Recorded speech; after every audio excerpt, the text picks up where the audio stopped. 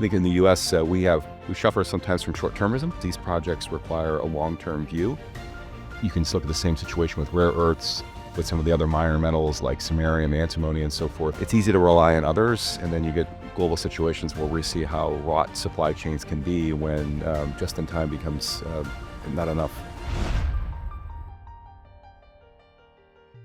I'm delighted to be joined by Jonathan Evans, the President and CEO of Lithium Americas Corporation. Welcome. Thank you. Appreciate it. What are the takeaways from the panel you have just had? Energy security is certainly important now, given the situation that we have around the world. I'm very happy to hear discussions around energy storage, around diversification, and all the above. Also glad to see that people are still interested in looking for new opportunities to invest. Just great insight into a whole variety of different areas, from AI to aerospace and everywhere else, which are all connected. Thacker Pass is the largest lithium deposit in North America. Yes. What took so long for the U.S. to develop this lithium supply?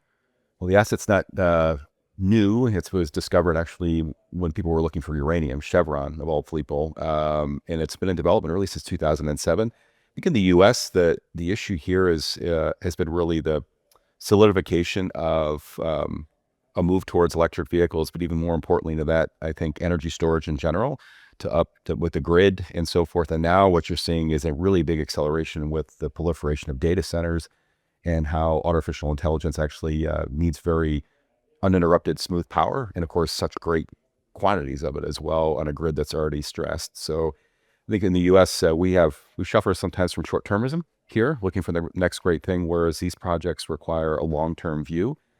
You can look at the same situation with rare earths, with some of the other minor metals like samarium, antimony, and so forth, that it's easy to rely on others, and then you get global situations where we see how wrought supply chains can be when just-in-time becomes not enough.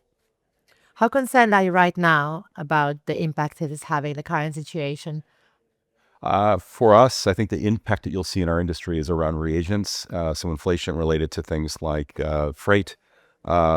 Sulfur is actually part of this industry as part of conversion. China actually uses a ton of it, so I think you're going to see pricing going up. Actually, you already have.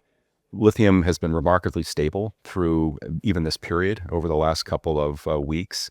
And I think what that's showing is that it's a key piece as part of the critical minerals. As really now it's an energy security story and a grid story.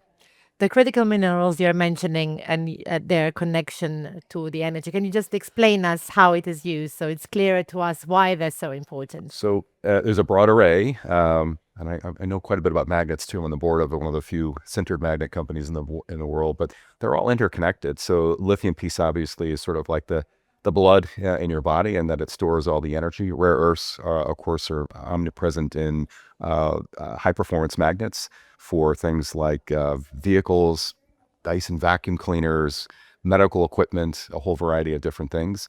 And then you've got minor metals, things like antimony, which are used in flame retardants. You've got gallium and minor minerals like that are in electronics, defense systems. The key here in critical minerals, different than things like copper, iron ore, or oil, or more developed markets, is you think about these like salt and pepper compared to the main meal for, say, copper, for instance. But without them, all the rest of the stuff doesn't work. All the interconnections and some of the technology is driven by these small minor metals that are very volatile in some cases, and volatility usually, in some cases, actually defers investment because investors don't like volatility. Lithium mining is associated with environmental concerns. Yes. What is being done to make it less environmentally damaging? So in our case, we have a unique deposit where it's quite compact. It's people worry about things like community impact, water, air. The U.S. has very strict permitting standards. So for instance, like our air emissions are much, much better than what the state and federal government requires. We use about as much water as a medium-sized farm, but the economic impact is huge. But other things like bringing engagement to the community in terms of bringing resources. We're building a primary school in the county, working with a local Indian tribe about 50 miles away, providing training for the workforce via apprenticeship programs from the union. That's the AFL-CIO has partnered with us. So really a holistic approach as opposed to just sort of operating off in the woods somewhere and just being an employer. We're really a member of the community, and I think you're starting to see that holistic approach around the world. With the majors. You mentioned China earlier on. China has some 70% of the world's lithium. Lithium processing, yes. So what does it mean for the rest of us, for the US and Well, the rest of the world?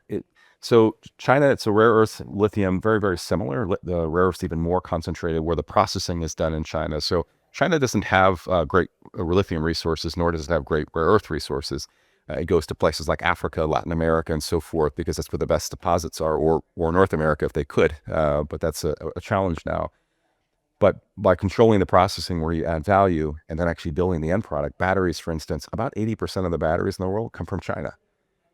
So you actually control the demand and you actually control the pricing at the end of the day too. So it becomes very difficult for companies to develop resources without looping in the Chinese, who's I really want to keep pricing low, but also they want to keep control of the market. Those are great markets to have. We're talking in this interview based on batteries right now, or in some cases, rare earth magnets are in this room. Your car, automatic car door locks, all sorts of other devices, and China controls a lot of that. You mentioned Latin America, and Latin America was a big Yes. topic here at the FII. Do you feel this will be the next place where the US will be eyeing much more for critical minerals? I think Latin America in general, I have a lot of experience in Argentina and Chile. I think they understand what the value that they have beyond even lithium, copper. Argentina, you're seeing now with natural gas in the Vaca Muerta. And with government changes as well. Argentina, obviously, with Milei is much different than it was under. I had the pleasure to meet President Kirchner several years ago. Argentina, I think, is becoming much more open to the world, but also attracting much more foreign investment. It's going to take time. Unfortunately, other countries like Bolivia seem to be in the same rut. And Chile, we'll see what happens with the elections, but lithium is certainly now in the category like copper. So it's a bit of a social tax, if you will, very much like copper is used to fill the government coffers. So it's complicated. So what you're saying, lithium as other minerals depend a lot on policy Yes, and the governments always. on the places. Always, just in the US and Canada the same way, even Australia. When we talk about governments, how does the US governmental support shape your company? It's been instrumental for us. The US government has had a series of programs which have been enhanced even more under the Trump administration. In our case, we have a loan through the Department of Energy, largest ever granted for critical minerals to $2.3 billion. For a company of our size, actually for any company, it is the lowest cost of capital in the world. I'm offered a 20-year loan with the interest rate is a 20-year treasury with no spread. And that was really put in place to help develop projects like this. But you asked earlier, why does it take so long? Sometimes it takes help like this, where A, it's a priority by the government. They are a partner. They're actually a equity holder in the company as well.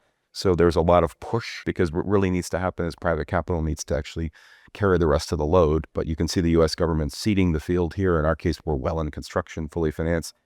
But look at our partners. We have General Motors. We have Orion Resource Finance, which is working with the DFC, with the Saudi government. They were attracted by that piece of capital financing from the government, which we had well in advance. All three came together. It's the perfect example of a public and private partnership, which if you add it all up, it's about $3.5 billion of financing. Thank you very much Thank you. indeed. Appreciate it.